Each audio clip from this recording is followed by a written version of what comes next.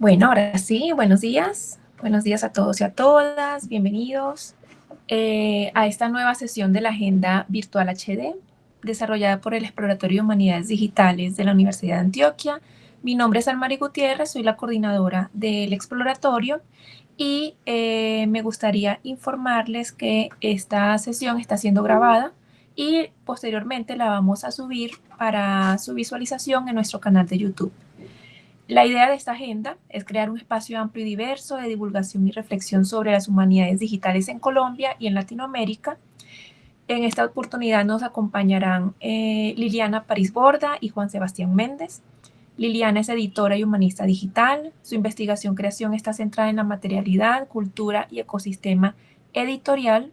Sus últimos proyectos derivan de la importancia efectiva del sonido en las memorias, el registro oral y sonoro de prácticas y costumbres en diversas comunidades colombianas y la tecnología como lenguaje. Otros proyectos de Liliana están relacionados con narrativas digitales sobre la voz y el recuerdo, el lugar como espacio habitado por la experiencia y las posibilidades comunicativas del mundo editorial, la edición colectiva y el uso de inteligencia artificial para la investigación-creación. Por su parte, Juan Sebastián es ingeniero electrónico con maestría en ingeniería acústica y musical. Su pasión por la música y los contextos sonoros le han permitido encontrar en la computación creativa una forma de converger y potenciar el arte y la tecnología. Sus proyectos abarcan desde el desarrollo de diferentes formatos y plataformas tecnológicas como aplicaciones móviles y web hasta experiencias inmersivas y herramientas digitales de composición musical. Su investigación comprende, entre otras, el procesamiento, análisis y síntesis de señales de audio para la implementación de modelos de inteligencia artificial. Hoy, Juan Sebastián y Liliana nos van a presentar Ethno DJ, un proyecto en el que trabajan de forma conjunta y donde vamos a poder ver cómo la tecnología fomenta el tejido social sonoro. Entonces, Liliana y Juan, bienvenidos, muchísimas gracias por aceptar participar en este espacio y compartir con nosotros una experiencia tan valiosa y un proyecto tan interesante. Les cedo la palabra y ustedes tienen ya potestad de cómo quieren manejar el espacio. ¿Listo? Gracias, Almari. Bueno, gracias a todos y todas por haberse conectado, por acompañarnos y al exploratorio, sin duda, por la invitación. Bueno, nuestro proyecto se llama Ethno DJ. Lo que vamos a hacer es contarles un poco de la historia inicialmente y después ya hablaremos un poco más de las humanidades digitales y en qué está el proyecto. Entonces, bueno, para empezar, Almari ya nos presentó, pero pues somos Juan Méndez y Liliana París. Y digamos que nuestra historia se remonta al 2015. Nosotros nos conocemos en un voluntariado de la universidad, trabajando en la zona rural de Santa Marta, Magdalena, y desde ahí, digamos, empezó lo que fue inicialmente simplemente nuestra amistad, ¿no? Como una amistad que se basaba mucho en estar muy cerca a los territorios, estar muy cerca a la gente, en disfrutar profundamente viajar y conocer. Y ese voluntariado lo que hizo fue que nos uniéramos mucho desde allí, y en el momento en el que yo tuve que presentar mi tesis para, pues, digamos, para graduarme de comunicadora social con énfasis en editorial, mi tesis se trataba sobre una aplicación digital de turismo sonoro. Y para hacer esa aplicación, busqué a mis colegas, a mis compañeros voluntarios para grabar en distintas zonas del país, incluidos en ellos, y uno de los más importantes era Juan, que me acompañaron en la grabación de distintos lugares, desde distintas perspectivas, y con eso logré tener alrededor de 150 grabaciones recolectadas para ese primer como indicio, ¿no? Como ese primer momento de investigación que era el pregrado. Y esas, digamos, quedaron por ahí mucho tiempo como guardadas, ¿no? Sin embargo, esa experiencia lo que nos hizo, si quieres, Juan, baja, lo que nos hizo fue que nos hizo dar cuenta, Juana, y a mí, y a soñar un poco desde ese momento en cosas que nos ataban mucho a los dos, que era lo primero, nuestra relación profunda con lo sonoro. Juan es músico, es clarinetista, le gusta un montón, digamos, toda esa parte. Por mi parte, pues la investigación académica se fue volcando hacia allá, y nos dimos cuenta que los dos pensábamos del sonido como un espacio, un formato de divulgación y de conocimiento profundo, y de un vínculo afectivo, ¿no? Como que nos parecía un espacio donde la gente podía interactuar afectivamente y donde ocurrían muchos tejidos Y por el otro lado, pues esa estrecha relación que teníamos con los territorios, ¿no? Como esa importancia para los dos de poder trabajar en algo social, trabajar en algo que tuviera algún tipo de impacto. Y desde esos dos lugares fue que nos dimos cuenta que debíamos en algún momento trabajar juntos, y eso lo hablamos en algún momento hace muchos años, y al año antepasado, en el 2023, decidimos juntarnos ya como colegas, ¿no? Entonces ahí, si quieres, sigue, bien. En el 2023 decidimos unirnos y hacer una alianza y utilizar todos estos audios que teníamos guardados en algún lado y trabajar en algún proyecto juntos, ¿no? También nuestros estudios de posgrado, Juan desde ingeniería musical y sonora y yo desde las humanidades digitales, pues lo que pudimos hacer fue darnos cuenta que teníamos muchos más vínculos, digamos, desde lo académico, desde lo formativo, que nos permitían hacer un proyecto, ¿no? Muy enfocado a la tecnología y al sonido. Y desde ahí creamos Ethno DJ, ¿listo? Ethno DJ, entonces, a resumidas cuentas, porque lo vamos a ir mostrando y creo que va a ser más evidente cuando lo vean, es un proyecto de narrativa sonora que le apuesta a crear o apoyar en la construcción de tejido social con miras a desdibujar barreras que tenemos como regiones. Nosotros encontramos que el sonido tiene un profundo vínculo y que desde ahí podemos tejer y aportar como a estas instituciones, a estas personas, a muchas décadas en las que hemos intentado tejer o hacer tejido social en Colombia, ¿no? Entonces creemos que esta es una oportunidad desde la narrativa sonora para crearlo y apoyar en esa creación. Y lo intentamos hacer, digamos, lo que queremos hacer es buscar personas que de acá del país que crean y que quieran crear composiciones musicales que combinen narraciones de todo tipo, cantos, testimonios, sonidos ambientales, urbanos, instrumentos, que fomenten las narrativas sonoras sobre y de Colombia. Buenas tardes a todos. Continuando con lo que decía Liliana, les voy a compartir la forma en la que desde que hemos trabajado ha funcionado EtnoDJ. Desde la consolidación del diferente archivo que nos dimos cuenta que teníamos con Liliana, nos dimos cuenta que era importante crear una base de datos. Es por esto que a partir de la gestión de la base de datos nos dimos cuenta que los archivos como tal permitían, a partir de sus diferentes lugares, de sus diferentes raíces, como generar composiciones musicales. Es por ello que como primera idea surge la consola digital. Acá en la parte de abajo pues, tenemos un primer bosquejo de lo que nos imaginamos como consola. Creía que queríamos, y todavía desde ahí, colocar los audios a disposición de la gente. Es decir, que este archivo no solamente se quedara en una base de datos como un registro, sino que precisamente fuera parte y como desde un proceso creativo para que las personas puedan jugar con ellos, permearse también del sonido y a través de eso como precisamente crear composiciones. Entonces, a partir del archivo vimos como dos herramientas o formas útiles de darle vida a los sonidos, y una es desde la base de datos, la otra es desde la consola digital. Y precisamente una de estas primeras miradas que nos dimos cuenta a través de este archivo sonoro es del tejido y cómo cada uno de estos archivos o audios grabados por diferentes personas, por nosotros mismos también, nos dimos cuenta que generaban composiciones y una composición musical de diferentes partes del país. Desde ahí, digamos, desde la concepción de la consola, la base de datos, hicimos el primer prototipo de Ethno DJ. Para esto tuvimos la oportunidad de presentar esta primera versión en el Simposio de Humanidades Digitales en Latinoamérica y el Caribe. Asimismo, tuvimos la oportunidad de registrar y documentar como todo este proceso en el libro de Humanidades Digitales, Miradas y Experiencias y Proyecciones desde América Latina, con la Universidad de San Sebastián en Chile, y el simposio fue con la Universidad de San Francisco de Quito. Y ya, digamos, a partir de, pues digamos, de lo que tuvimos la oportunidad de presentar en este simposio, nos dimos cuenta que, claro, no solamente se trata de ver el sonido como un elemento que conecta, sino también al cual desde la construcción del proyecto queríamos trascender y tener dos miradas de investigación. Una claramente es el sonido como archivo, como elemento, y la otra es cómo este sonido nos permite generar tejido. Más adelante hablaremos como que entendemos nosotros por tejido y hacia dónde, y hacia qué miras el sonido y el tejido convergen.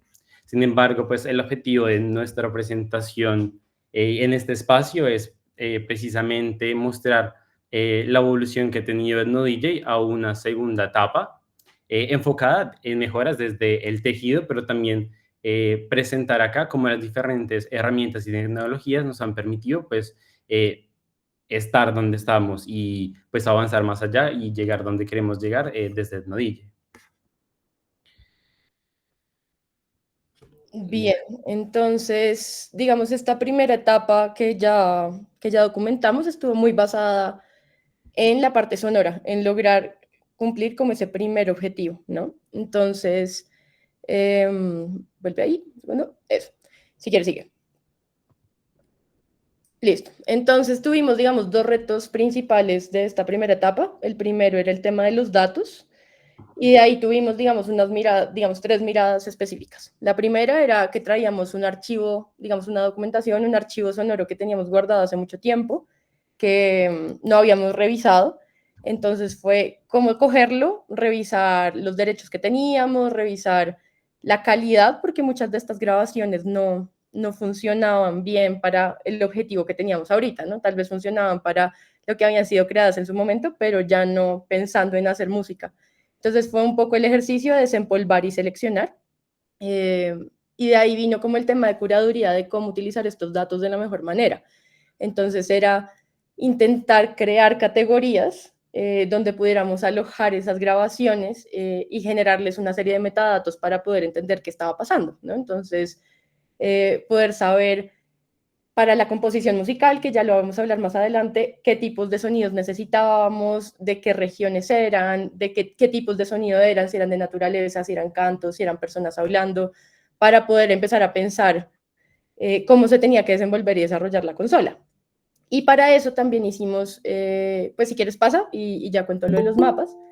Entonces tuvimos unas primeras bases de datos, estas las vamos a mostrar ahorita con más, digamos, más amplias, pero fueron unas primeras bases de datos con unos metadatos que eran contextuales y otros que eran técnicos. Contextuales era en el sentido de qué región eran, específicamente si podíamos rastrear en dónde habían sido grabados, como la ubicación geográfica exacta donde habían sido grabados, poderlos ubicar, digamos, según una latitud y una longitud, y qué tipo de contenido era. Entonces, si era un sonido de instrumentos musicales o si era un sonido de tradiciones indígenas, naturaleza, demás. Entonces, ahí teníamos un nombre del archivo, pues un título, una categoría, así como, digamos, unas coordenadas geográficas. Y por el otro lado teníamos unos datos más técnicos, que era, por ejemplo, el BPM, que es, digamos, más relacionado al sonido, la musicalidad, la duración, la tonalidad, etcétera. Entonces teníamos como estas bases, estas estructuras para poder empezar a armar una base de datos inicial. Y ahora sí, cuando nosotros empezamos a hacer la base de datos, pues nos dimos cuenta, baja Juanse si quieres, que necesitábamos poder ver eso de otra manera para entender si vamos a lograr nuestro objetivo o no. Y empezamos a hacer unas capas de mapeo con esa base de datos en un software que se llama ArcGIS, que es un software que es pago, que en este momento nosotros tenemos la licencia por, digamos, las universidades que nos lo otorgan, que es una herramienta muy poderosa de sistema de información geográfica, que es a lo que le solemos atribuir la sigla SIG o GIS en inglés.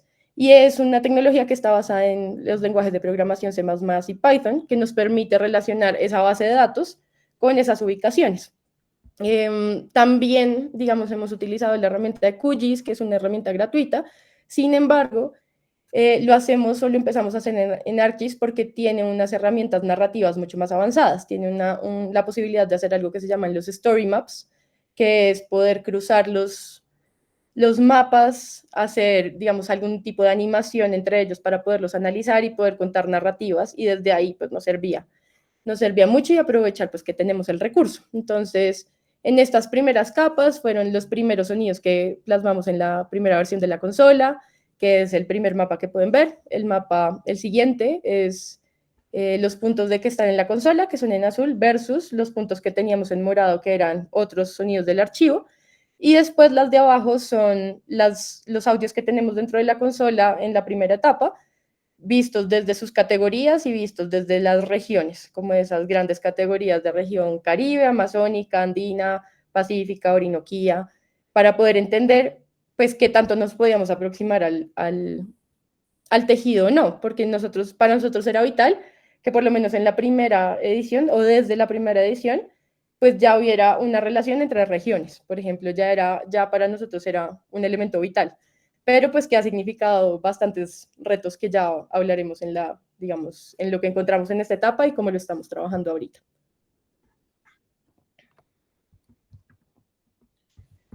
Listo, consecuentemente, dentro de la construcción y el desarrollo de la consola digital, hablamos de los primeros retos y uno de ellos era el cómo diseñar una consola que fuera intuitiva y de fácil acceso, el cómo presentar precisamente estos archivos de tal forma que cualquier persona, sin importar edad, pudiera, sin importar conocimientos también algunos previos de tecnología, pudiera acceder a la consola. Es allí donde decidimos que una de las formas de permitir que la consola fuera accesible para la mayoría de personas es que fuera una aplicación web. Debido a que si se hubiese realizado o se hubiera implementado en alguna otra plataforma como una aplicación móvil, requeriría no solamente descargar una aplicación, sino también concebir como todos los procesos de tener un usuario y registrarse precisamente desde una forma más fácil de acceso, decidimos que fuera la aplicación. A partir de ello fue, bueno, ¿qué tecnologías vamos a implementar que permitan precisamente esa interacción entre el archivo sonoro y la interfaz de usuario? Desde allí, una búsqueda de las diferentes herramientas, claro, encontramos que una herramienta muy sencilla que nos permitía vincular diferentes lenguajes de programación, primero era utilizar una plataforma en la que pudiéramos codificar y que fuera también intuitiva no solamente para las personas como que quisieran en un futuro ver el trasfondo en términos de programación de la consola, sino también para nosotros que estamos programando la consola. Es de ahí que utilizamos Visual Studio Code como una herramienta que nos permitía en cada una de las pestañas ver los diferentes elementos que componen en términos de codificación la consola. Hay tres lenguajes de programación claves que utilizamos. Uno es HTML, el otro son CSS relacionado con todo el diseño y estilo de la consola, y el último es JavaScript, indispensable para el funcionamiento y todas las funcionalidades detrás de la consola. Digamos, uno de los retos como uno tiene como a la hora de programar y diseñar es precisamente pasar de una parte visual a una parte de código, ¿sí? Cómo plasmar eso que para uno es fácilmente ver como a líneas de código. Es por eso que utilizamos Figma, una herramienta súper útil que nos permitió, de hecho ahorita voy a proceder a compartir un poco la interfaz de Figma, porque es una de las herramientas que precisamente nos dimos cuenta, procedo a compartir.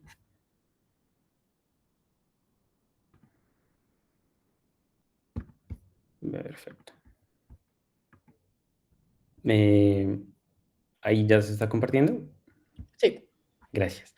Entonces, acá presentamos para, digamos, aquellos que no conocen Figma, el por qué utilizamos esta herramienta precisamente cuando queríamos hablar y plasmar una aplicación móvil. Y es que, claro, acá tenemos las diferentes versiones de Nodj. El primer bosquejo que pasó del papel, como mostramos previamente, a un formato digital fue este. Y utilizamos Figma precisamente porque nos permite ver cómo es la distribución de los componentes visuales. digamos, en términos de, es decir, cómo necesitamos diferenciar diferentes secciones, qué puede ir en cada una de las secciones. En el caso de los audios, claro, íbamos a manejar más de 30 audios desde lo que primero pensamos. Bueno, como si vamos a utilizar diferentes categorías, cuántos audios tienen que ir por secciones, cómo vamos a organizarlos. Desde acá, en este primer bosquejo, como más adelante vamos a presentar cada una de las etapas y cómo fue cambiando la consola en términos visuales también, pero no solamente visuales, sino también de funcionalidad. Nos dimos cuenta que Figma contiene una herramienta muy útil, que es un modo de desarrollador. Esta herramienta es súper útil porque cada uno de estos componentes que uno intuitivamente puede dibujar, a la hora de pasar de código necesitan unas especificaciones muy claras y precisas para que funcionen dentro de la página web. Es por esto que cada uno de estos componentes, por ejemplo, en la parte derecha podemos observar cómo está compuesto por estilo o por su estilo, si necesita algún tipo de margen, de tamaño, de color, cómo se puede, como todo esto pasar directamente desde acá a, a la hoja de estilo. Entonces, esto realmente fue una herramienta que nos permitió ahorrar demasiado tiempo y no solamente eso, sino que nos ahorró mucho dolor de cabeza a la hora de empezar la codificación. Vuelvo a la presentación. Eh, chu, chu, chu.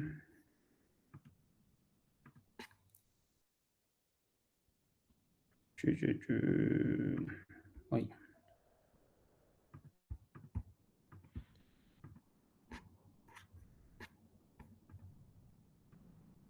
Perfecto. Listo. Entonces, como les mencionaba, Figma fue una de esas primeras herramientas que nos permitió hacer posible pasar la consola de un objeto visual a un objeto funcional. Sin embargo, claro, uno de los retos que también nos dimos cuenta es que en este momento nosotros dos nos encontramos en dos partes diferentes. Es por eso que es importante, independientemente del lugar en donde nos encontremos, poder esto hace parte de la programación colaborativa y una de las herramientas que permite no solamente publicar los códigos que uno tiene es GitHub. GitHub también permite precisamente hacer un desarrollo colaborativo, es decir, que diferentes usuarios puedan crear nuevas ramas y en cada una de estas ramas hacer las modificaciones para que al finalmente se pueda converger todo en el mismo diseño. Esto es súper funcional porque también nos permitió GitHub hacer la presentación, o más bien la consolidación de la consola visualmente en una página web por medio del dominio que tiene GitHub. Es decir, que el mismo GitHub nos permitió, bueno, por medio de GitHub pudimos, así como presentar y tener un espacio ya en la web para tener la consola digital.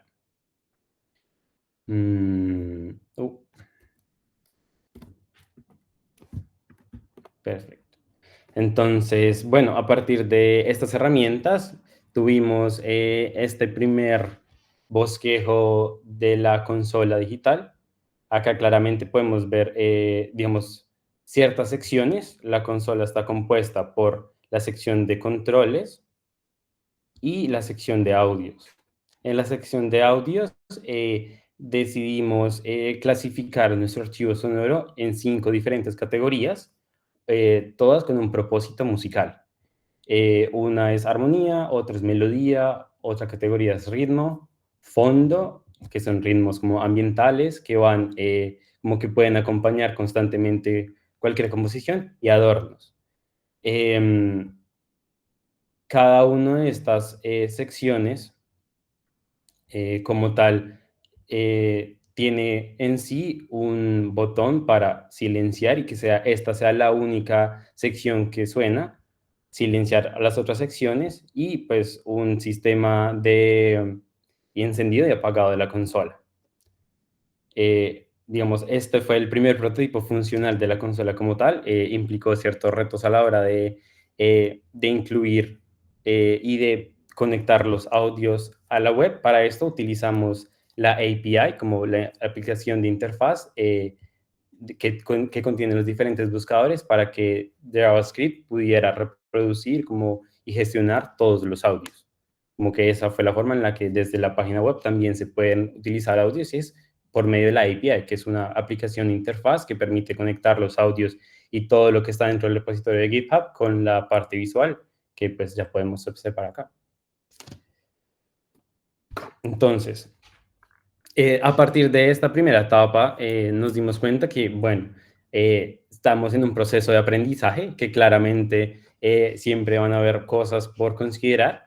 Entre esto, nos dimos cuenta que necesitábamos incluir voces de personas, colectivos, instituciones, que desde sus diversas disciplinas, territorios, comprensiones, realidades y contextos, pudieran aportar a EthnoDJ.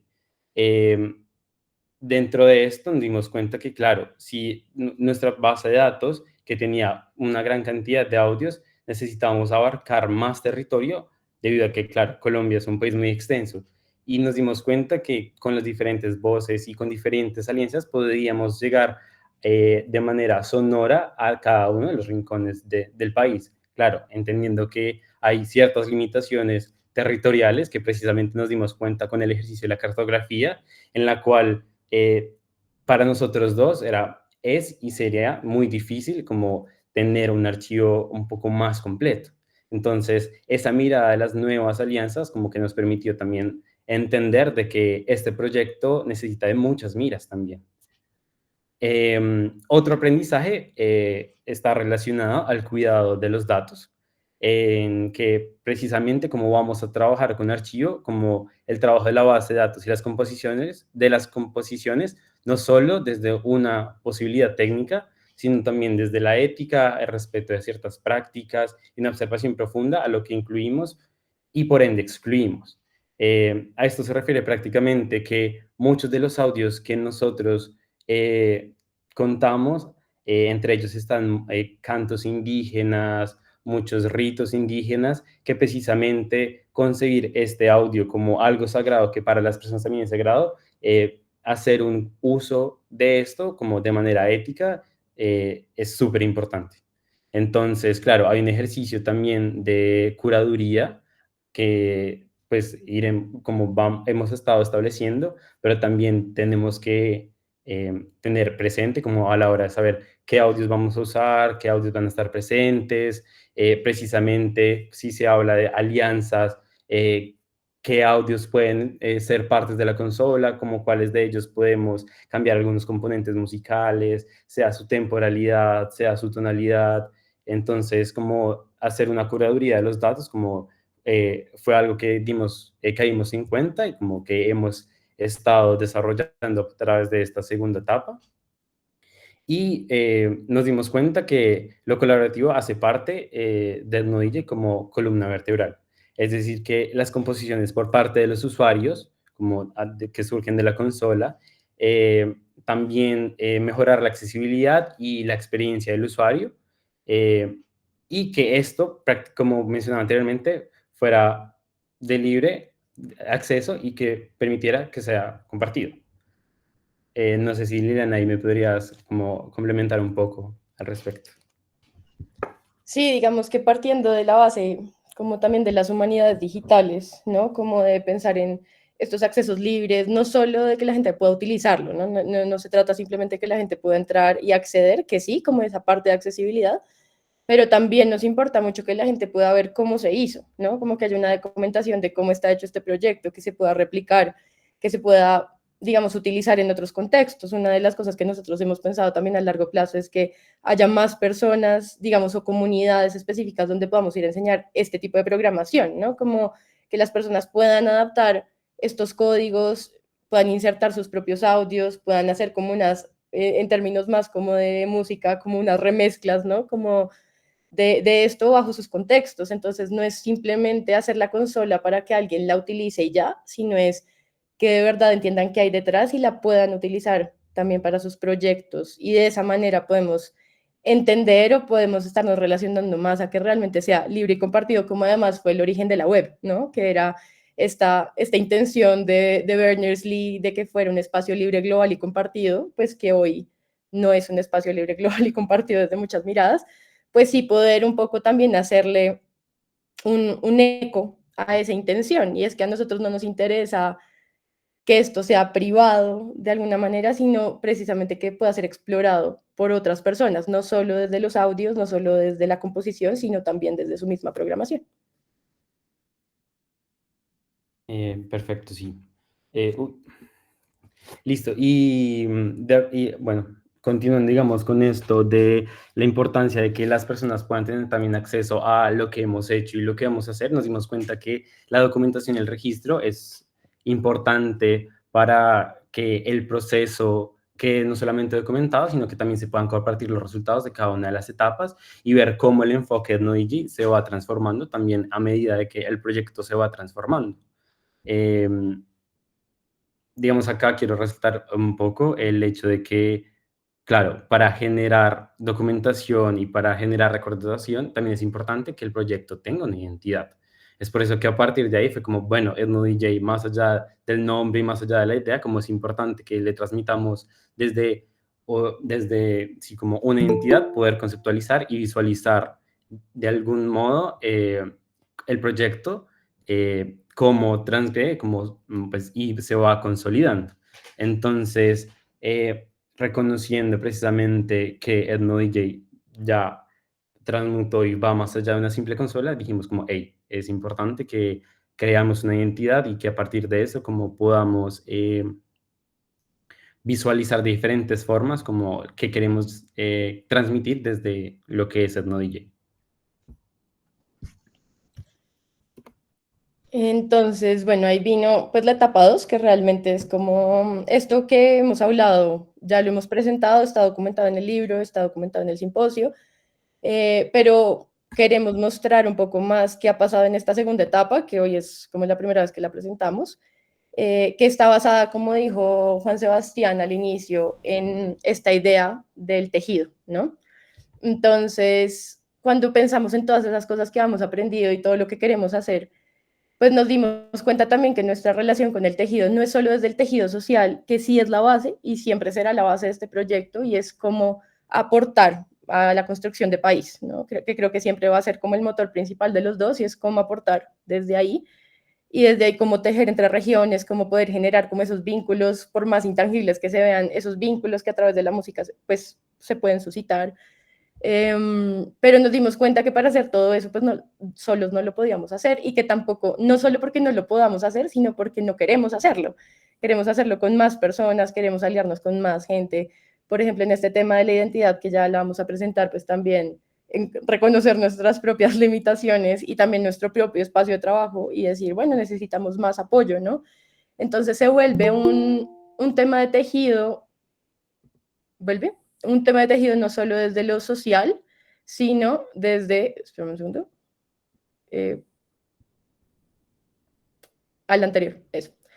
Desde la transdisciplina, que también es otro de los ejes también de las humanidades, ¿no? Y es cómo hacer para que desde distintas miradas profesionales, investigativas, académicas, o no, digamos, o prácticas, este proyecto sea aún más grande y cumpla mejor su objetivo, ¿no? Desde las miradas culturales, desde lo colaborativo, entonces ahí seguir utilizando las herramientas, seguir utilizando como todo lo que tenemos a nuestra disposición tecnológica y digital, seguir combinando estas herramientas, seguir haciendo como propuestas nuevas. Entonces el tejido lo estamos mirando desde muchos puntos, ¿no? Y desde ahí nos ha sido una construcción muy grata esta segunda etapa, ¿no? Entonces quiero partir como del primer punto, y es de esta parte de la identidad, que este es el logo, el nuevo logo del proyecto, el nuevo no, el primer logo realmente, o el logo del proyecto. Si quieres, baja la siguiente diapositiva. Que lo construimos junto con Sofía García y Valentina Giannini, que son dos de mis estudiantes del énfasis de producción editorial y multimedial en la Universidad Javeriana, a quienes contratamos no solo porque son brillantes, porque lo son y están por acá, entonces les queremos dar, siempre se los daremos, pero un agradecimiento supremamente público por todo el trabajo y todo el esfuerzo que le metieron. Ellas leyeron nuestro capítulo, y a partir del capítulo se encargaron de trabajar en una propuesta visual que creo que desde el inicio a nosotros nos emocionó mucho, porque precisamente intenta o refleja, de hecho no lo intenta, creo que lo logra, refleja lo que nosotros siempre hemos querido decir. Entonces ellas hicieron una construcción desde nuestro sentir, desde lo que nosotros queríamos hacer, pero también desde la parte mucho más investigativa del proyecto. Y así se les ocurrió esta propuesta que les mostramos, que está basada en el concepto de la plaza de mercado, ¿no? Y la plaza de mercado entendida como un centro, como un lugar, no solo a donde llegan los alimentos, porque no es solo que lleguen, es donde conviven, ¿no? Como donde convivimos como regiones, una plaza en la que llegan camiones y personas de todas partes, de todas las regiones del país, donde se encuentran todos esos pequeños elementos que a veces uno no sabe dónde conseguir, que están allá, ¿no? Entonces la plaza se vuelve como ese espacio de convergencia y para nosotros es muy bonito pensar en el sonido así y en Ethno DJ así, como un espacio de convergencia donde no prima nada, donde no está estático, sino que está en cualquier parte, ¿no? También nuestro interés es que este proyecto pueda moverse, ¿no? Moverse, que, claro, yo estoy en Bogotá, Juan Sebastián está en Milán, pero pues la idea es volver a salir, ¿no? Como enseñar, proponer, construir desde otros lugares, tener más alianzas en otras partes del país. Y pues las chicas representaron muy bien como lo que nosotros queríamos hacer con el logo, que es una malla donde uno se lleva a su mercado, que está una malla que es tejido, donde los fondos, las fotografías, los como acompañamientos visuales, los colores, pues importan, sin duda importan. Entonces, pues desde ahí partimos en la base de poder trabajar con ellas, que ha sido también un ejercicio muy grato, y pues desde donde viene todo este concepto, que pudieron ver tal vez más arriba en alguna de las imágenes de las canastas, pero pues desde ahí nace como esta nueva propuesta, ¿no? Que también nos ayuda, como decía Juan Sebastián, pues a fortalecer nuestra apuesta para presentarnos y presentar el proyecto. Entonces, desde ahí, pues de nuevo, darles las gracias a ellas y pues contar que, digamos, ese es uno de los puntos que hemos podido lograr. Si quieres, sigue, Juanse. Entonces, teniendo eso en cuenta y teniendo en cuenta como todo este concepto del tejido, pues volvimos a pensar cuáles eran los retos desde los datos y las cartografías y los retos desde la consola. Y entonces, cuando pensamos en alianzas y entendiendo que nuestros primeros mapas aún lo son, pero cada vez menos, pero nuestros primeros mapas pues son muy escuetos de un archivo propio, pues cómo hacer ese levantamiento de información, ¿no? Cómo llegar a otros lugares, a otras personas que graben sonido, que hay muchas personas grabando sonido, pero tal vez no es un área como tan conocida. Entonces, no es que haya tanta documentación en línea, como que uno pueda encontrar muchos archivos sonoros, existen, claro, esta señal memoria, hay muchos, pero también muchas veces de difícil acceso. Entonces empezamos a buscar y para esta segunda etapa pues nos dimos cuenta que hay unas alianzas muy gratas. En este momento podemos presentar digamos, el uso de dos archivos, que son el archivo de la Comisión de la Verdad y el archivo del Instituto Humboldt. Entonces, si quieres, Juan, se abre la base de datos de las alianzas, porfa. Cuando nosotros nos pusimos a mirar, digamos, todo el contenido que sacó la Comisión de la Verdad, nos dimos cuenta que ellos tienen un archivo de uso público bajo licencias de Creative Commons que nos permitían utilizar con atribución y derivación, digamos, no comercial, y posibilidad de derivarlo en otros proyectos.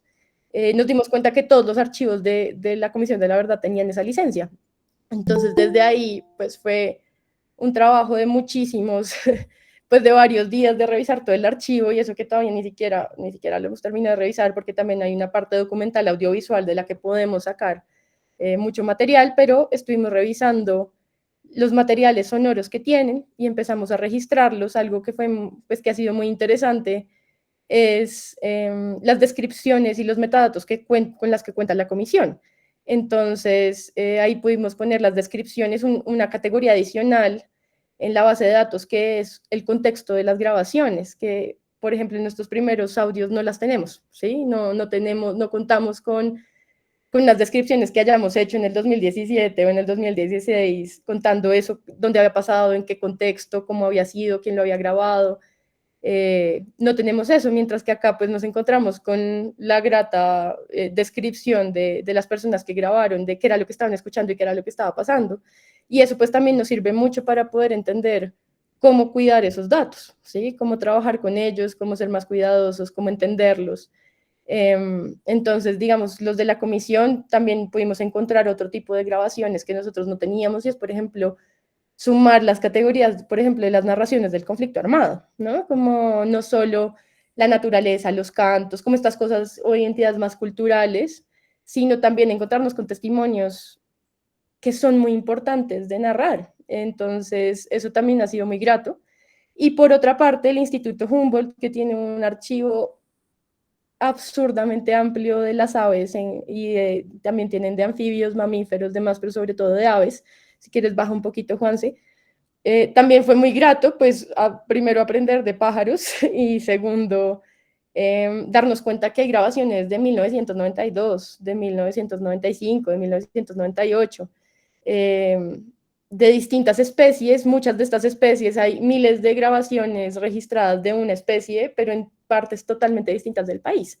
Entonces, lo que hicimos fue tomar algunas de estas, sobre todo en este momento lo que hicimos fue tomarlas de zonas donde todavía no tenemos mapeado ningún sonido, porque pues podríamos ponernos a mapear todo y creemos que debemos mapear mucho más este archivo.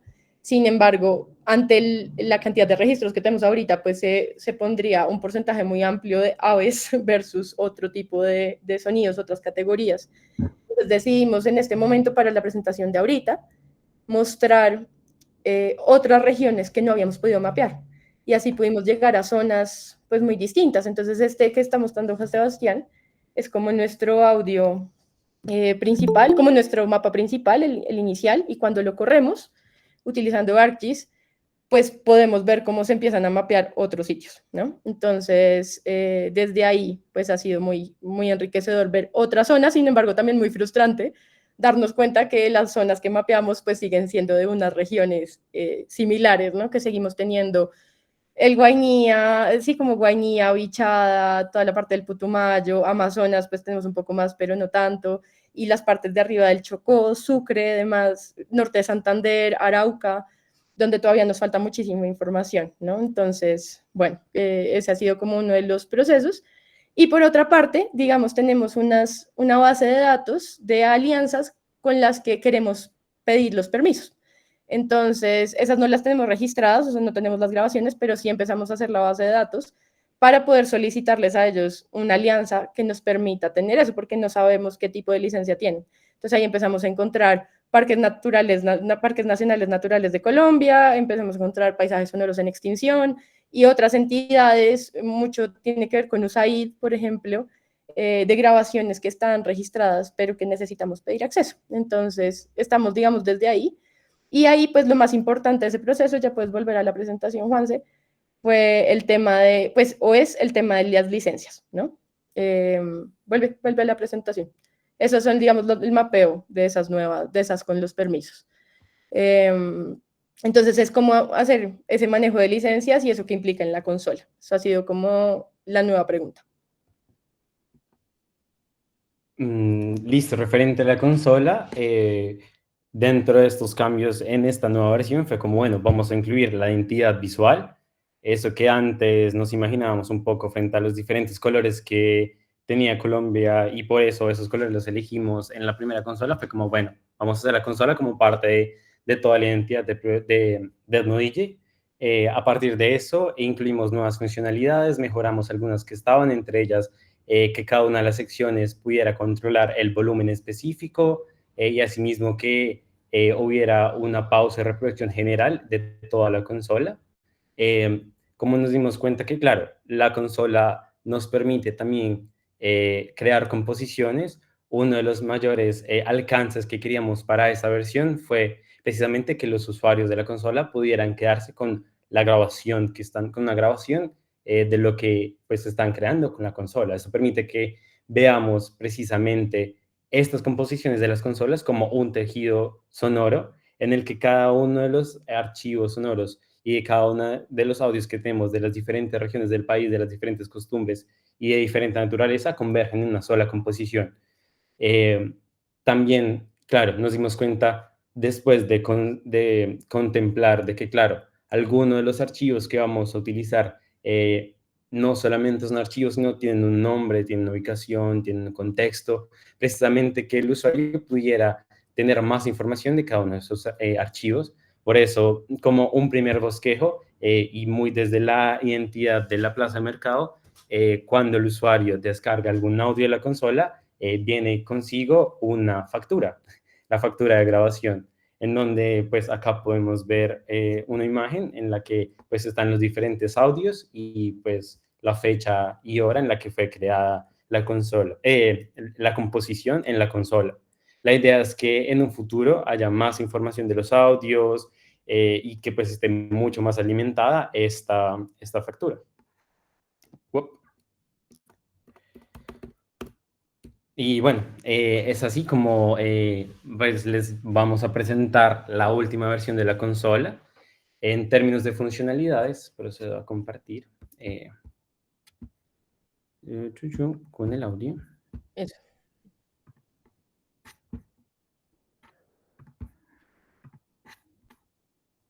Perfecto. Okay. Listo. Entonces, bueno, esta es nuestra segunda versión de la consola. Prácticamente funciona encendiendo la consola.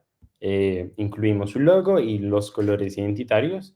Y pues voy a jugar un poco con la consola para que veamos qué tipos de audio tenemos y una de las miles composiciones que podemos crear con ella.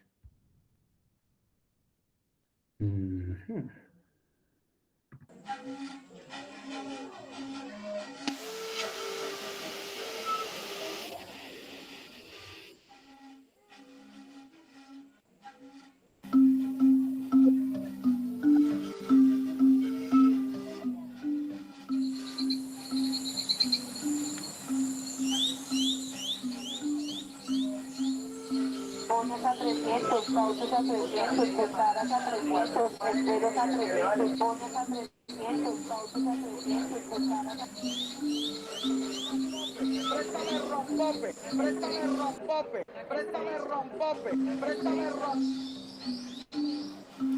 En la mañanita, bien se me derrama el bongo con la levadura, o bien no se me sube todo. Ya esa levadura está subida. De modo que no utilizamos nada de afuera, papi. Todo lo natural de aquí. En la mañanita.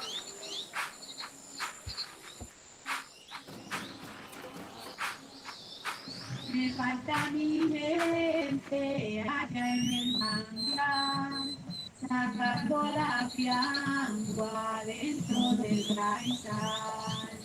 Me falta mi gente allá en el manglar, sacando la piangua dentro del raizal. Me falta mi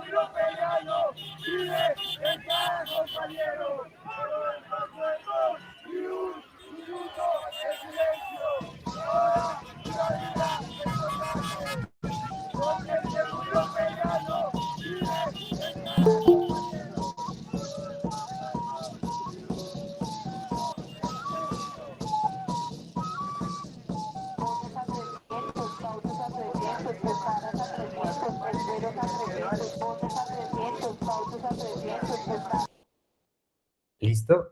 Bueno, digamos, acá hicimos el ejercicio de activar algunos de los diferentes audios que componen la consola.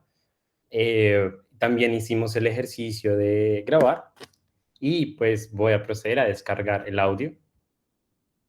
Vamos a ver el escrito. La grabación es no DJ.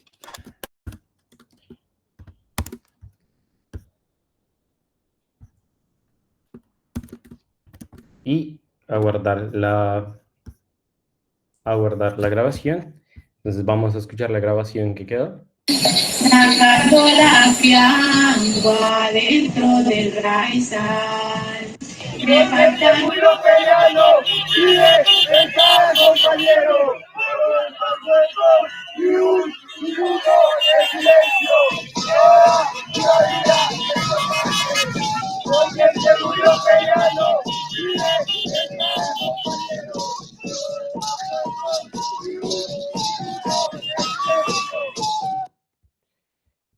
Perfecto. Y Y les quiero compartir también, para eso tengo que dejar de compartir, el resultado de...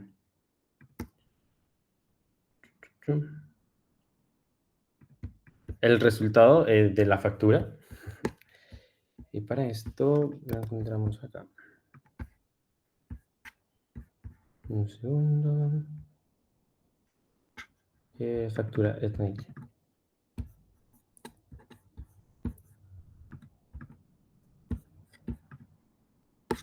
Ay, Dios.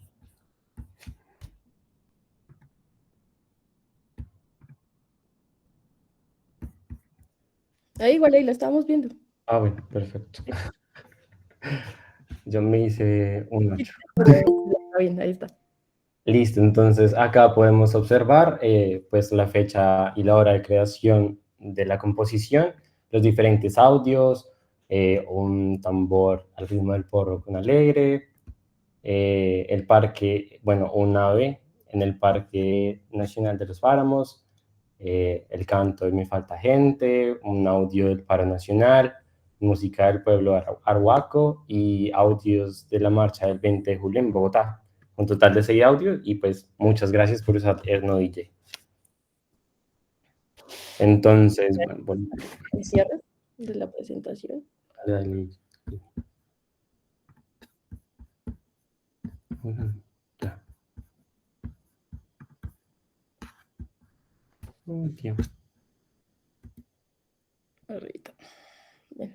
Bien, entonces ahí como para cerrar, pues nuestras conclusiones y proyecciones de lo que queremos hacer. Entonces, si quieres, Juan, se sigue. Lo primero es más y más alianzas. Nos hemos dado cuenta que primero es muchísimo, pues tras de que además es mucho más fácil, más que el fácil, como lo decía antes, es mucho más disfrutable y gozoso trabajar con gente. Entonces, bueno, esas son como las primeras que nos damos cuenta, pero hemos ido dateando muchas más. Entonces, relacionarnos con más colectivos, personas que trabajan y les interesa el proyecto, por ejemplo, personas que hacen podcast, que graban también paisajes sonoros para desarrollar sus narrativas, o personas que trabajan en el ecosistema audiovisual, pero también entidades públicas, privadas que tienen mucho de esto y que les puede interesar también mucho porque trabajan en temas sociales. Entonces, creemos que con eso, con universidades, en este momento tenemos la alianza pues con la Universidad de pues, la Javeriana y con la Tadeo, y bueno, ahora también obviamente con el exploratorio, pero ir como nutriendo cada vez más esas alianzas para ir consiguiendo no solo más grabaciones, sino más miradas y más experiencias. Por otra parte, la mejora de la base de datos, y es que para hacer esta parte, claro, nos hemos ido dando cuenta que nos estamos enredando organizando la base de datos y actualizando la consola y los mapas, entonces creemos que ya es momento de migrar de un Excel, que es lo que tenemos ahora, a de pronto otras herramientas, utilizar tal vez SQL o algunos otros, digamos, elementos que nos permitan actualizar las bases de datos y trabajarlas como ya con datos, pues con una mayor como cantidad de datos. Entonces, utilizar nuevos métodos y herramientas que conocemos, pero pues hasta este punto no habían sido necesarias y creemos que van a empezar a ser necesarias. Por otra parte, el tema de la inclusión, y es mejorar la consola y los espacios del proyecto con personas, digamos, para personas con discapacidades auditivas, visuales o cognitivas. Tenemos una alianza muy importante que es Anteojos Ediciones, que es una editorial nueva de una colega de la Javeriana, que lo que busca precisamente es generar narrativas, en este caso editoriales, pero ofrecen los servicios de asesoría para trabajar, digamos, pensando en la inclusión y en distintos tipos de inclusión. Entonces queremos que la consola esté pensada para personas con daltonismo, para personas con dificultades auditivas, demás, que puedan también hacer uso de otras maneras. Asimismo, pues queremos continuar con el desarrollo de la consola con diferentes apuestas, diferentes escenarios y diferentes formas de narrar e implementar el archivo sonoro. Para esto queremos incluir la programación creativa como una forma también, no solamente, claro, de seguir creciendo desde diferentes formas narrativas, sino también haciendo una curaduría de los audios de una forma un poco más precisa y mejorada, incluir la funcionalidad de cambio de tonalidad, lo que implica incluir procesamiento de señales de audio. Entonces, aplicar estos tipos de conocimientos de la codificación y programación creativa también para la mejora de la experiencia de la consola. Asimismo, en un futuro no tan lejano queremos desarrollar espacios diversos donde converjan estas nuevas disciplinas con las composiciones musicales que, digamos, pudimos ver. Queremos que haya nuevas formas de interpretar estas composiciones con artistas visuales, con cineastas, con diseñadores, para que, claro, la narrativa sonora se pueda se pueda transformar a diferentes narrativas y de diferentes formas. Entonces, expandir el proyecto a muchas más aristas que no solamente se queden en la página web, por ejemplo, o en la cartografía, sino ir un poco más allá. Y como mencionaba anteriormente, pues queremos también, claro, dar un desarrollo desde estas respuestas visuales a las ubicaciones geográficas, es decir, que los mapas puedan ser un poco más interactivos, que permitan también visualizar a medida que se van reproduciendo los audios en el mapa, en qué puntos se están entrelazando entre ellos, cómo que darle un acercamiento también desde las diferentes herramientas conjuntas como a los usuarios. Y ya de este modo, pues nada, finalizando, que también queremos agradecerle a las personas que hasta este punto han permitido que Etnodj también siga creciendo. Para esto, bueno, una mención a Sofía y a Valentina, que nos ayudaron un montón en el desarrollo de la identidad y entender y ver también cómo desde un concepto que no es tan ajeno como el de la Plaza de Mercado se concibe la identidad de Etnodj y transformar el sonoro a espacios diversos. También agradecer especialmente pues, a el Exploratorio de Humanidades Digitales y a la Universidad de Antioquia por permitirnos presentarnos pues, nuestro proyecto y pues, a las diferentes entidades que pues, han sido partícipes.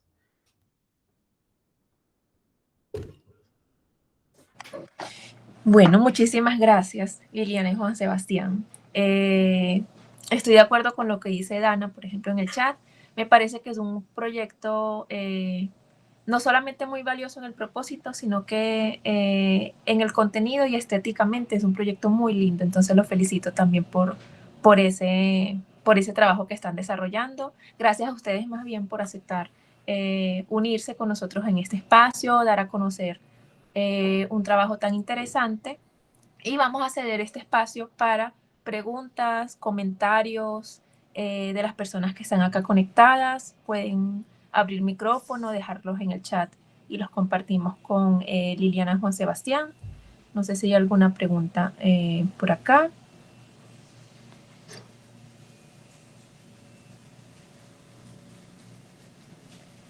Bueno, mientras yo voy avanzando con una pregunta, mientras se animan, y es que como humanista digital, pues realmente nosotros en el exploratorio tenemos poco tiempo, pues sí, relativamente poco tiempo, 5 o 4 años, y me parece como muy interesante ese trabajo transdisciplinario que hicieron ustedes.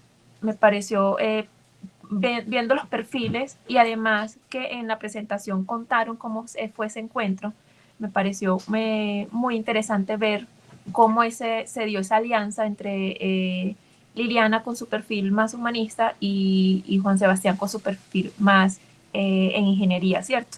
Y yo creo que ese es uno de los retos a los que nos enfrentamos cuando estamos empezando las humanidades digitales o nosotros como investigadores estamos iniciando ese trabajo como humanistas digitales. Y es, sé que en el caso de ustedes fue distinto porque ya se conocían, ¿cierto? Con el voluntariado, como lo mencionó Liliana, pero ¿qué tan fácil es esa comunicación con expertos técnicos o en ingeniería, ¿cierto? Porque no todos los humanistas se aventuran a aprender programación, por ejemplo, no saben las posibilidades que ofrecen estas herramientas. Existe cierto temor todavía o cierta precaución en torno a los humanistas. Y lo que nosotros promovemos en el exploratorio es conocer que existen las herramientas, quizás no aprenderlas al 100%, pero saber qué posibilidades ofrecen y establecer ese vínculo tal como hizo Liliana con Juan, ¿cierto? ¿Cómo fue esa experiencia y si la han tenido con personas que quizás no tuvieron ese contacto cercano inicial, ese vínculo que ustedes tenían inicialmente? Bueno, yo creo que creo que ese es el reto que viene ahorita, precisamente presentando el proyecto y buscando aliarnos, ¿no? Porque, digamos, muchas de estos archivos que hemos encontrado son pagos. Por ejemplo, muchos de estos, pues claro, es el trabajo de las personas que suben a algún sistema donde yo pueda pagar y descargar por ese archivo sonoro, ¿no? Entonces, creo que ahora viene como una etapa de conocer otras personas y también poner en diálogo también un proyecto que no tiene, pues que en este momento, pero que además creo que a futuro tampoco tiene como una intención de que sea pago. Nosotros no tenemos nosotros queremos trabajar en esto y queremos tener financiación para trabajar en esto, pero no precisamente pensando en que se privatice. Y creo que ahí entra un diálogo también distinto, digamos, por lo menos con esas personas. Y creo que frente a personas que tienen otras disciplinas, el proyecto es, creo que vamos encontrando, pero tiene todavía unas dificultades en cómo lo presentamos, ¿no? No es tan evidente, no es tan claro a qué nos referimos con Ethnodilla y a qué nos referimos con una consola hasta que la mostramos, ¿no? Y creo que ahí cuando uno la muestra es que la gente se emociona, y nosotros también, como cuando podemos verla en acción nos emocionamos y vemos de qué se trata, y ahí creo que es donde vincula.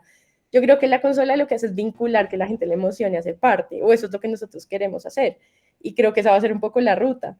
Desde las personas con las que hemos podido hablar, muchos están en el ámbito académico, entonces entienden también de qué va y el esfuerzo que implica, y desde ahí los tejidos, por ejemplo, con las universidades han sido muy bonitos, porque es como la disposición completa de los recursos, o sí como, o de, por ejemplo, de generar espacios con estudiantes, ¿no? Como la intención, por ejemplo, del Atadeo de que hagamos un semillero, que hagamos un espacio donde los chicos, los estudiantes también puedan viajar y puedan grabar y puedan hacer parte del proyecto, este tema de trabajar con las chicas de la Javeriana en el diseño. Creo que desde ahí hay una atmósfera que se gesta de manera muy interesante.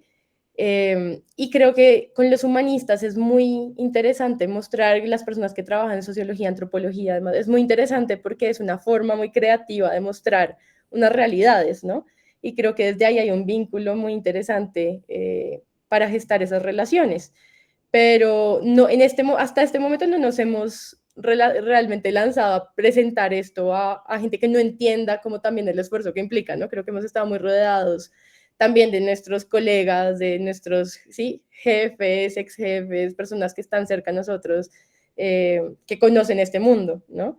Y menos mal que nosotros dos nos encontramos, pues porque un ingeniero y una comunicadora, pues como que a veces no sería tan fácil el trabajo, ¿no? Pero creo que eso sí, la amistad, pero también los intereses comunes que llevamos teniendo hace 10 años, pues nos hacen sentirnos muy libres en el trabajo, ¿no? Porque el trabajo colaborativo también es difícil.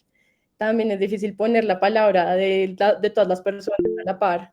Entonces, creo que ese es el reto de ahorita, precisamente, empezarlo a mostrar y ver cómo la gente se siente partícipe, ¿no? Y cómo si es posible que de verdad las personas se entreguen sin, digamos, un fin puntual y sí, como esas relaciones y ese tejido para que simplemente sea tejido y ya. Creo que ese será el reto. Juan, adelante.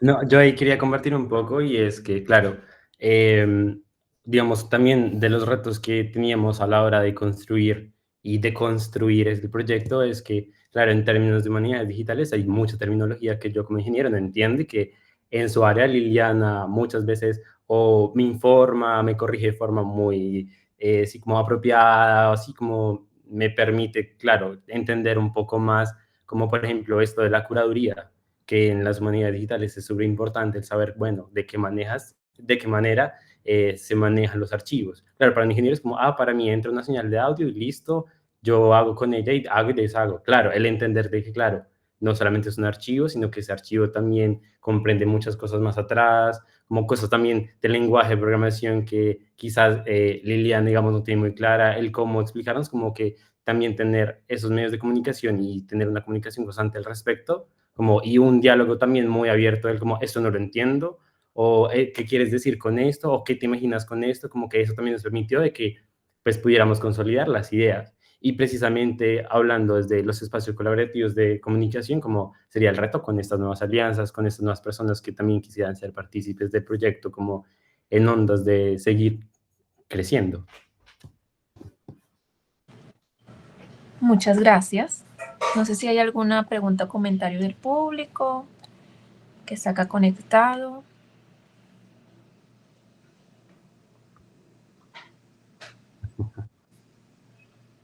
Bueno, yo sí tengo otra duda y pues estoy pensando sobre todo en dudas que nos surgen a nosotros desde los proyectos que hacemos en el exploratorio, ¿cierto?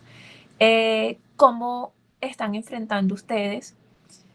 Claro que yo me ubico desde mi rol en universidad pública, de pronto en universidad privada, por supuesto, es distinta la dinámica, pero ¿cómo enfrentan ustedes el rol de la obsolescencia, por ejemplo? Eh, este tipo de proyectos, sabemos que este tipo de proyectos de humanidades digitales requieren una constante actualización, trabajar constantemente en mantener el sitio web o mantener actualizado eh, los documentos, los archivos digitales, ¿cierto? Muchas veces no se puede porque un proyecto tiene un periodo de vida, ¿cierto? Nosotros iniciamos un proyecto, se ejecuta, se finaliza y se pasa a otro proyecto. Suele pasar en las instituciones, en los grupos de investigación y los investigadores, ¿cierto? ¿Cómo ven ustedes eso? ¿Cómo están ustedes enfrentando ese? Sé que todavía siguen trabajando en el proyecto, pero ¿es porque no lo han cerrado definitivamente o porque ya decidieron darle una continuidad diferente a la vida del proyecto como tal? Yo creo que el proyecto igual nació como un juego, como unas ganas de explorar, de llevamos mucho tiempo diciendo que queríamos trabajar juntos en algo, y cuando Juan Sebastián se fue a hacer su maestría y era como tan exacta y tan perfecta, dijimos, pues empecémoslo a pensar, ¿no? Y creo que la manera que a nosotros nos ha servido es retarnos precisamente a estas presentaciones, a convocatorias que nos obligan, ¿no? Porque pues este es un proyecto extraoficial. Juan Sebastián está terminando su maestría, tiene su trabajo, yo tengo mi trabajo, tengo mi, sí, como, ha sido como un trabajo que va ahí como a la par, pero que poco a poco yo creo que a través de esos retos de presentémonos en esto. Ahorita nos acabamos de presentar a la convocatoria del Ministerio de Cultura a ver si recibimos financiación.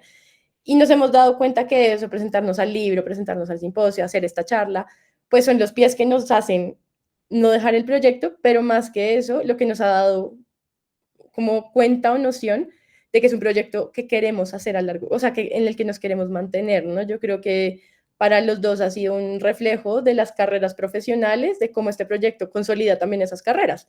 Entonces, la apuesta también ha ido un poco a, no sabemos qué va a pasar, pero la idea, creo que de los dos, espero, mentira, pero de los dos, es precisamente que esto se vuelva un proyecto también un poco de la vida profesional, que no sea así como seguirlo alimentando el proyecto, además la cantidad de cosas que se nos ocurren en cada reunión que queremos hacer y entendemos que requieren etapas y requieren dinero y requieren apoyos, pues creo que en este momento estamos lanzados a eso y al ser, digamos, pues al estar tan enfocados a lo que los dos estamos investigando, creo que tiene un espacio amplio y de tiempo para poder trabajar. En este momento, claro que es difícil. En este momento tenemos tiempos limitados, nos toca correr muchas veces. Todo lo que quisiéramos hacer, ojalá tuviéramos el tiempo para ya verlo hecho, ¿no?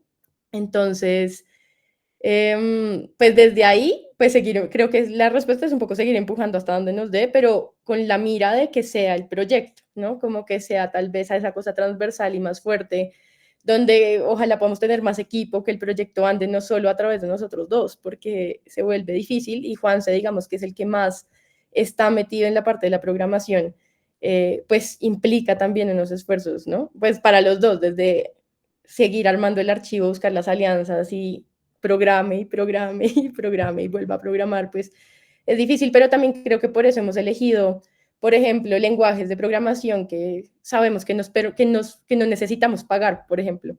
Una herramienta como GitHub que nos permite estar en línea sin tener que hacerlo hasta un punto, pero por ahora nos queda mucho espacio para poderlo seguir haciendo. Entonces, como que también ha sido un proceso cuidadoso de pensar los recursos para que dure, ¿no? También por eso la web, pensando en que no se nos vayan a dañar las cosas de manera tan sencilla, porque son lenguajes muy básicos.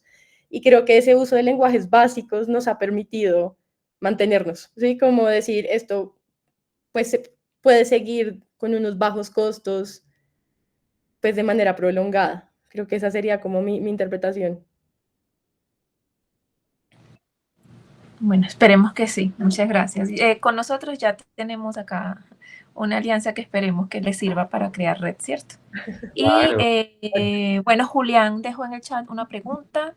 Dice que le causa curiosidad el tema de la desterritorialización de los sonidos al momento de usarlos y al momento de convertirlos en producto musical final. Anda cacharreándole la consola y piensa que sería chévere que al usar los sonidos les diga de qué región o territorio viene cada uno que está usando para mantener esos puntos del tejido que se quedan con la composición. Entonces, tienen un comentario para hacerle a Julián. ¿Quieres responder, Juanse? Sí, precisamente, muchas gracias por tu pregunta, Julián. Algo que nos dimos cuenta dentro, digamos, los últimos como detalles para la segunda versión de la consola es que, claro, de hecho nos surgieron dos preguntas ahí. Una era como, claro, nosotros tenemos unos audios, pero los usuarios de la consola no saben de dónde vienen esos audios, cómo van a acceder a esa información. Es por eso desde ahí que surge el primer digamos, como el primer modelo de esto de la factura electrónica. Si quieren, me muestro acá rápidamente. Como esta, en la que pues por ahora solamente está dentro de los metadatos la información del audio que está sonando. Sin embargo, la idea es complementar esta factura con una forma visual mucho más elaborada, que contenga la información. Aparte de esto, uno de los acercamientos también sería precisamente vincular la consola con los mapas de una forma interactiva, en que a medida que se va activando un sonido, se va activando como el lugar de donde es este sonido. Y así, pues, digamos, se va viendo cómo se va tejiendo desde la composición musical, digamos, sonoramente como el tejido. Sí. Lo Dale.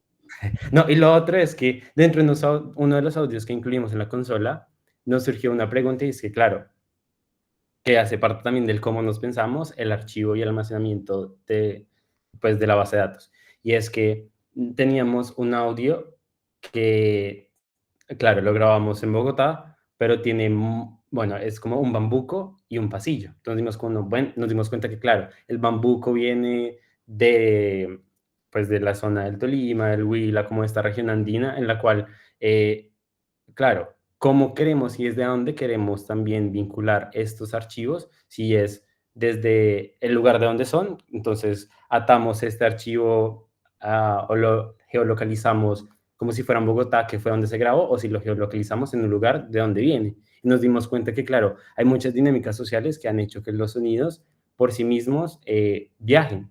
Y que, claro, un bambuco no solamente se escucha en una región específica, o que una marimba se pueda escuchar en Bogotá, se pueda escuchar porque las mismas personas migran y se llevan sus sonidos consigo mismo. Entonces, también acá hay un ejercicio muy importante, el saber qué vamos a hacer con ese tipo de archivos que, claro, en términos de aves, por ejemplo, claro, las aves están locales ahí, pero si un ave migró, este sonido a donde pertenece, entonces la construcción también del sonido, y cómo podemos mirar a qué parte del territorio el sonido pertenece, como es un ejercicio que pues iremos también como desarrollando con Liliana, vamos a ver también como en qué le damos, sí, cómo podemos pensar el sonido no solamente como un lugar fijo, como es de este lugar, sino pues también precisamente cómo va, así cómo va moviéndose y cómo va posiblemente perteneciendo a diferentes lugares.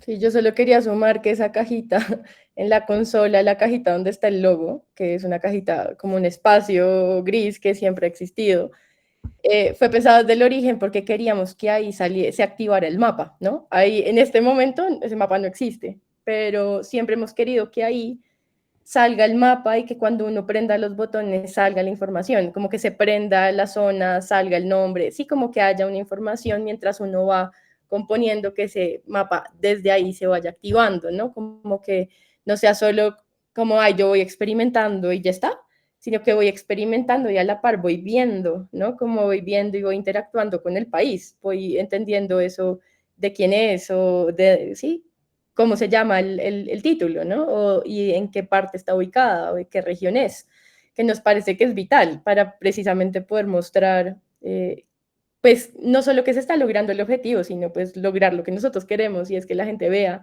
que se puede tejer, ¿no? Y que está tejiendo. Creo que también la acción de en presente, uno sentir que de alguna manera está tejiendo, es muy importante. No solo como esta cosa que alguien construya ya, sino que a la par que yo voy mezclando los sonidos, puedo elegir qué zonas conecto, ¿no?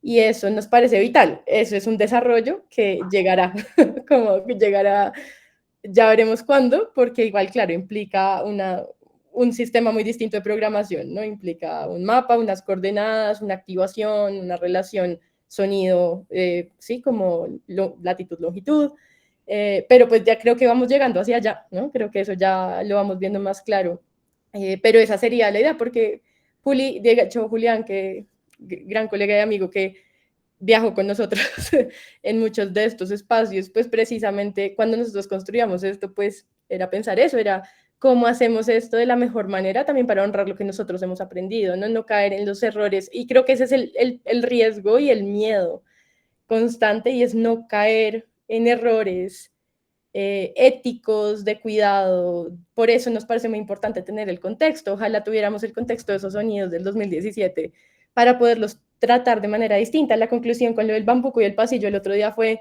pues nos toca revisar audio por audio y tomar una decisión audio por audio, como de cómo se va a utilizar, si fue grabado en un Transmilenio en Bogotá, pero es originario de otro lugar, ¿qué? Pero es muy distinto un bambuco, un pasillo a un canto de un rito indígena. Si yo escuché ese canto del rito indígena, será más importante ubicarlo en el lugar del resguardo indígena o donde lo escuché. Y creo que desde ahí empiezan las complejidades del contenido, ¿no? De los datos. Pero creo que pues hay que trabajarlos cada uno con su propio contexto para poder hacerle, creo que como honrar esas grabaciones que tenemos, que para nosotros son tan importantes. Creo que no podemos trabajarlas todas de manera similar, y eso también se vuelve un problema, pues en el sistema de cómo categorizar y cómo documentar. Pero bueno, creo que ahí está uno de los retos de la base de datos, y es poder entender cómo trabajarla. Creo que eso es lo que nos queda de reto gigante para poder cuidar y no caer en esos lugares comunes o errores que pueden, al contrario de generar lo que queremos generar, que pueden generar quiebres, ¿no? De alguna manera. Muchas gracias, Julián, por la pregunta y Liliana y Juan por la respuesta. Algo que nos propusimos desde el inicio con estas sesiones de la agenda del exploratorio era sobre todo conocernos, ¿cierto? Reconocernos entre los que estamos trabajando humanidades digitales, porque muchas veces creemos que estamos trabajando solos, que no hay personas trabajando algo similar o algo relacionado con nuestro tema, y precisamente con la Red Colombiana de Humanidades Digitales nos proponemos eso, ¿cierto? Fortalecer esa red de humanistas digitales en Colombia. Y algo interesante que ha pasado con estas agendas es precisamente que podemos conocer proyectos como el de ustedes, ¿cierto? Proyectos que de otra forma sería muy difícil conocerlos si no estamos directamente inmersos en ese mundo de humanidades digitales como tal. Y las posibilidades que ofrece además de cómo que podemos no diseñar un proyecto similar al de ustedes, sino cómo podemos unirnos y colaborar y enriquecer este mismo proyecto, ¿cierto? Y viendo el proyecto de ustedes, que los vuelvo a felicitar porque me parece no solo valioso e interesante, sino, como les dije, estéticamente es muy bonito. Yo también cuando Juan hizo la muestra de los sonidos, hizo la grabación, estaba hasta sonriendo porque es que se escuchaba muy bonito, y el pensar que se pueden hacer esas mezclas y cómo las podemos utilizar e enriquecer es algo que se sale un poco de lo que nosotros estamos acostumbrados en la academia como humanistas o ciencias sociales, de escribir un paper, hacer una ponencia, ¿cierto? Sino cómo podemos dinamizar y gamificar como esa especie de productos o de investigaciones que son tan importantes y que es quien lee los papers finalmente, ¿sí? Y se me ocurre toda la red que se puede hacer en torno a esto, es decir, vincular biólogos, vincular lingüistas, antropólogos. En el caso de los lingüistas, pues no sé si conocen el Atlas de las lenguas indígenas, que tienen las grabaciones de muchas de nuestras lenguas indígenas. De qué forma se puede enriquecer tanto y puede ser tan valioso este proyecto para Colombia y para Latinoamérica en general, porque se podría incluso amplificar o replicar o compartir, ¿cierto? Entonces, nada, lo felicito y espero que con este contacto que tuvimos acá podamos ayudarlos a fortalecer esa red. Desde la Facultad de Comunicaciones y Filología, pues trabajamos el área de lingüística, tenemos laboratorio de fonética, tenemos investigadores que trabajan precisamente las lenguas indígenas y creo que allí, y también archivos de la memoria, creo que allí también puede ser una forma de enriquecer mucho y de hacer ese contacto.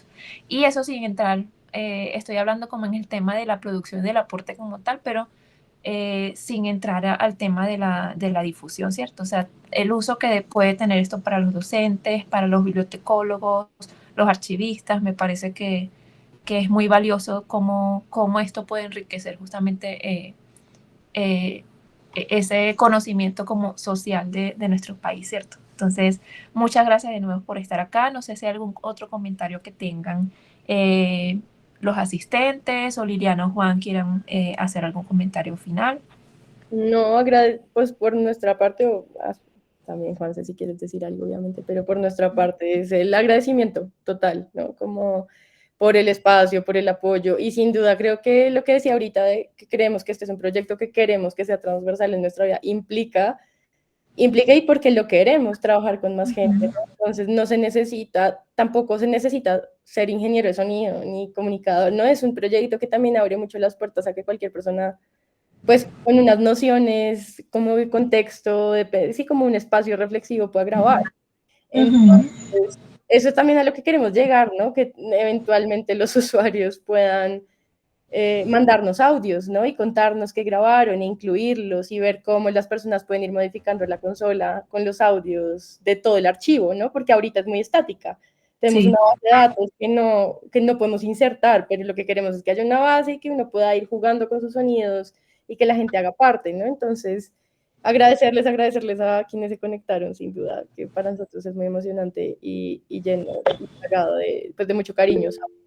Entonces, bueno, ahí sé que Manuela levantó la mano. Juan, ibas a decir algo. De pronto Manuela fue que iba a poner el emoji, Sí. porque lo quitó muy rápido. Sí. Me uno a Liliana, muchas gracias también por el espacio. Precisamente queremos que EtnoDJ mute y transmute, así como tú dijiste, como sería interesante que hubieran biólogos, como en un momento dijimos como tenemos tanto archivo sonoro de aves que sería increíble que hubiera una consulta de aves. Entonces, precisamente como agradecer este espacio porque precisamente permite visibilizar EtnoDJ, nos da muchas ideas, como que permite también que crezcamos y que también las personas que quieran participar, que vean como en EtnoDJ algún potencial, súper bienvenidos. Y nada, muchísimas gracias, de verdad. Bueno, muchas gracias Liliana, muchas gracias Juan Sebastián, muchas gracias a todos y todas los que asistieron a este espacio. Les recuerdo pues que la Agenda HD es un espacio de divulgación. Si alguno de los presentes tiene un proyecto, una herramienta, algo que quiera compartir con la comunidad de humanidades digitales de Colombia, pues aunque no está limitado porque incluso hemos tenido invitados de otros países, nos pueden escribir, en el chat dejamos el contacto, nos pueden seguir por redes sociales también, donde estamos siempre compartiendo y es una de nuestras principales formas de mantenernos en red. Y hablando de red, pues también pertenecemos a la Red Colombiana de Humanidades Digitales y también pueden contactarnos a partir de allí o conocer lo que hacemos dentro de la Red Colombiana de Humanidades Digitales. Entonces, muchas gracias. Les deseo un feliz día, un feliz fin de semana y seguimos en contacto con Liliana y con Juan Sebastián, por supuesto, y con todos los demás que quieran comunicarse con nosotros.